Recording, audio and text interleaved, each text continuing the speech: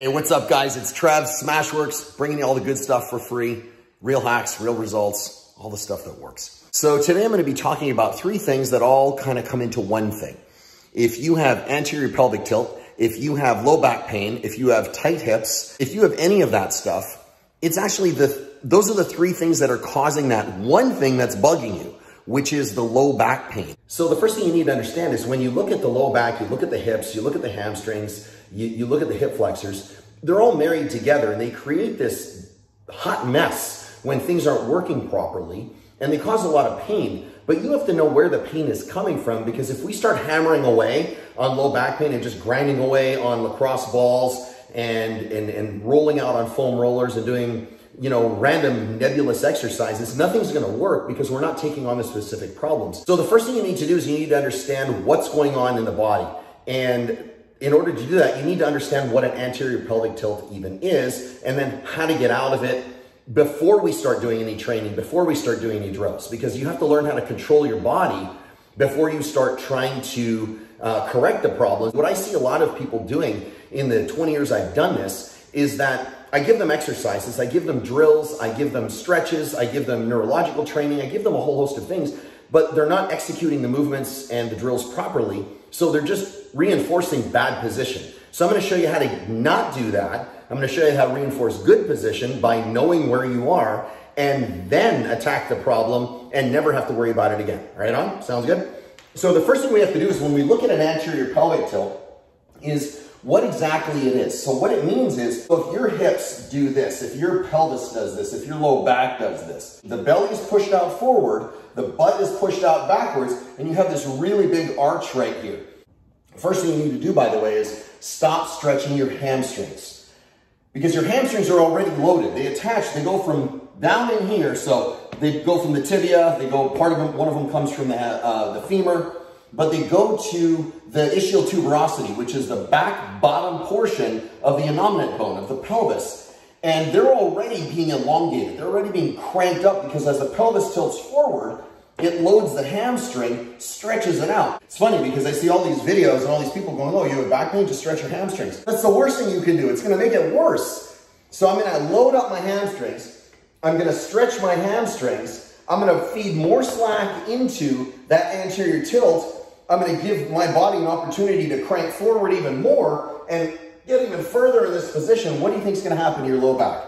It's going to hurt. That's exactly right. First thing you need to do is understand how to control what your pelvis is doing. So, I mean, you have to understand, you can go into anterior, you have to know what a posterior tilt is. So posterior tilt is when you tuck your butt underneath and you flatten out that curve in your back. And I'm going to show you two really good drills to do that. That's how you're going to start this. So the first thing you want to do is actually learn how to control the system, and then we can get to fixing the system. So I'm in anterior tilt. There's a space right here at my low back. What I'm going to do is I'm just going to flatten my low back into the floor. That's it. So I'm basically learning how to rotate my pelvis underneath myself, underneath my torso. And then I'm going to relax and come back forward. So I'm taking my hips, I'm flattening my low back, squeezing, holding, and then relaxing. Squeezing, holding, and then relaxing.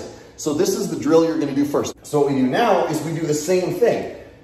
We stand, you're in that hyperextended position, that anterior pelvic tilt. I'm going to have you tuck your butt underneath yourself and then let it back out. Tuck your butt, let it back out. What you're gonna feel is you're gonna feel your abs tighten and your glute tighten up. What anterior tilt is anatomically, so let's look at some anatomy really quick, it is hyper elongated, weak abdominals. So they're stretched way out and they're incredibly weak.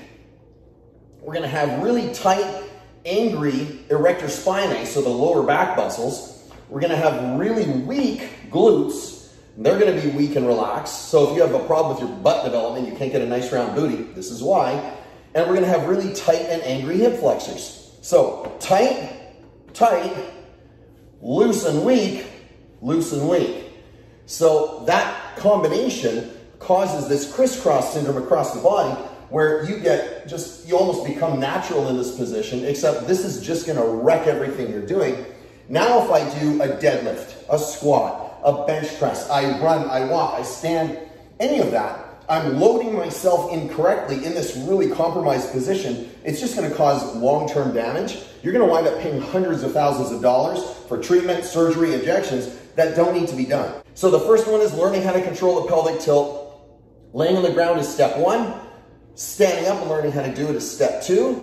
So we have these weak abs, but most of the time what happens is we train our abs, but we're actually training our hip flexors, because the hip flexors come off of the two primary ones we're gonna be looking at are the iliacus and the psoas. So the iliacus comes off the front of the hip, the ilium, and the psoas comes off of the last four vertebrae of the lumbar spine. So those muscles are gonna bring your femur up towards your torso, or if your legs are anchored, it's gonna bring your torso towards your legs, like a sit-up. So we need to learn how to do this stuff without bringing those into play, because we're just gonna strengthen muscles that are already short, tight, and really pissed off. So the best way to do it is a modified plank.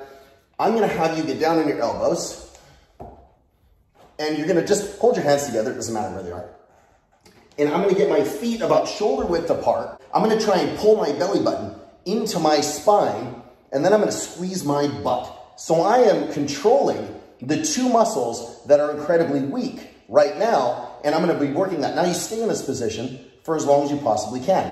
Now there's one muscle we need to address that gets ignored a lot because everybody's focusing on the two primary hip flexors, which are the ones we're looking at in this video, except there's one that runs down the front that's a two joint muscle, and that's the rectus femoris. Rectus femoris runs from the anterior inferior iliac spine down the center of the leg, crosses over the knee, and attaches on the tibial tuberosity. The best way to stretch that is a variation of the couch stretch, but I want you to focus on this. I tell everybody, use a mat. Your knees aren't designed to take abuse with body weight. I'm gonna go into an exaggerated anterior tilt. So this is not how you stretch your rectus femoris. You can see I'm like this, and I'm gonna go, yeah, I don't feel anything. This is easy.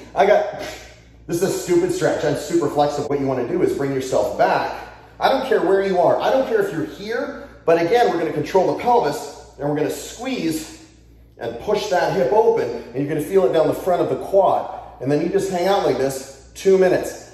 That is gonna unload this muscle. Now we can get to work. We're gonna bring in 3 movements that are much more functional than just doing your standard exercise drills. They actually put you through movement that you're gonna be doing in gravity, so it trains your brain to use your body under functional movement instead of just very specific linear drills. I want you to move in a natural fashion, but first, we gotta turn on your butt. Now is want to do what's called a bridge. Most people do these wrong. So glute bridges, you want your shins at the top of the movement to be perpendicular to the ground. I want my shoulder blades to be against the box, the bench, whatever it is you're using, the person. The way I usually see people doing these is they come down, feet flat, and then they come up, but my shoulder blades are off, right? So they come down, they pivot the whole body, then they come up, and they do this. The problem is, what am I sticking out? I'm sticking out my belly, and I'm still in that hyperextended position, so I'm training my brain to get stronger in a compromised position. So the way I want you to do it is head back. You're just gonna come down. It doesn't matter how far you come down. I just want you to move. So you come down, come up, work on controlling the pelvis, squeeze the butt and suck your belly button back into your spine, hard, hard, hard, and then back down. Like, I'm only expecting you to go very, very minimal range of motion because we're just strengthening a very specific set of muscles. The bar is about hip height. And I know it's tough to tell from there because I'm coming up at an angle, but this bar is about where my hips are. You're gonna get your hands in front of you, catcher's position. Your whole point is to stay like this as you step under. So, like I said, my feet are parallel to the bar. I'm gonna duck under in the catcher's position. So I come under, slide underneath, so I duck under, turn my feet to face that way, and then I'm gonna drop the back leg to the ground, and I'm going to just turn away from this leg, and I'm gonna lean. And then when I'm done, I'm gonna use this leg to drive up come back across, and then I'll show you on this side. So on this side, I'm gonna come back across, and I'm gonna turn my feet. I'm gonna drop that back leg. I'm squeezing this butt on this side, and I'm going to turn and bend while squeezing this side hard to push the hip open. So I'm opening up the hip flexors, and then I'm gonna load this glute to get back up. So I'm gonna press up, same thing, and then repeat. So I've got these dumbbells. I'm gonna show you this leg because this is the leg we're gonna be stretching. So we get in the lunge position. This is where we're gonna stay. We're gonna camp out like this. The leg we're stretching is the right leg. Leg we're strengthening is the left leg. We're doing it all in one movement. So you're gonna come forward, load, come back up, squeeze the glute on the right leg, push that hip open. So I get a great stretch here, and then again, load, glute fires, come back up, hip flexors. Glute fires, hip flexor stretch. Glute flyer, hip flexor stretch. So what I did at the end of the video is I put exactly what you're supposed to do every day in a nice little white screen, so you guys don't have to guess. You don't have to read the write-up if you really don't want to, but you should. I want to make this easy for you guys so you do it and get better.